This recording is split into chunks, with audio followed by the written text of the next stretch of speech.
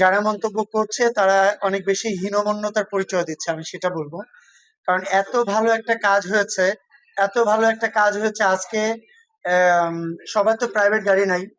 আজকে আমার, আপনার, আপনার বোন, আপনার মা চাইলেও যে কোনো এক জায়গায় মুভ করতে পারে না, কোনো না কোনো ভুলের শিকার হচ্ছে, বা কেউ না কেউ তাকে টিজ করছে।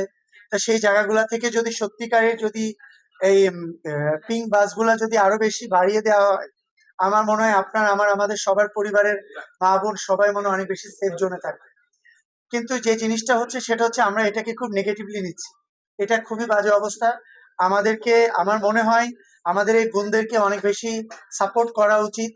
যারা অন্যান্য চালক যারা আছে, তারা পিঙ্ক বাস দেখলে তাদেরকে সাপোর্ট করা উচিত, এবং সুন্দরভাবে যাতে তারা, কারণ এই যারা কাজ করছে এখানে, তারা কিন্তু কারো না কারোর মা, কারো না কারোর বোন।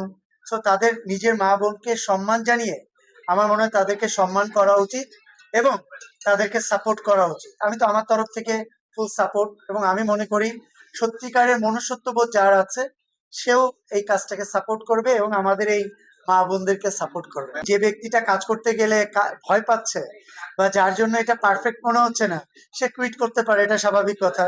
কিন্তু যে প্রজেক্টটা, যে প্রক্রিয়াটা রান করেছে, এটা আমার মনে হয় কন্টিনিউ করা উচিত। এবং ওনাদের হয়তো বা স্পেশাল একটু ট্রেনিং এর ব্যবস্থা করলে হয়তো মনের জোরটা আরো বেড়ে যাবে, আমার তাই মনে হয়। আর আমরা যারা আছি, যারা জনগণ আছি, তারা যদি তাদেরকে চেয়ার আপ করি, আমার মনে হয় তারা এই কাজগুলো করতে আরো বেশি স্বাচ্ছন্দ্য বোধ করবে।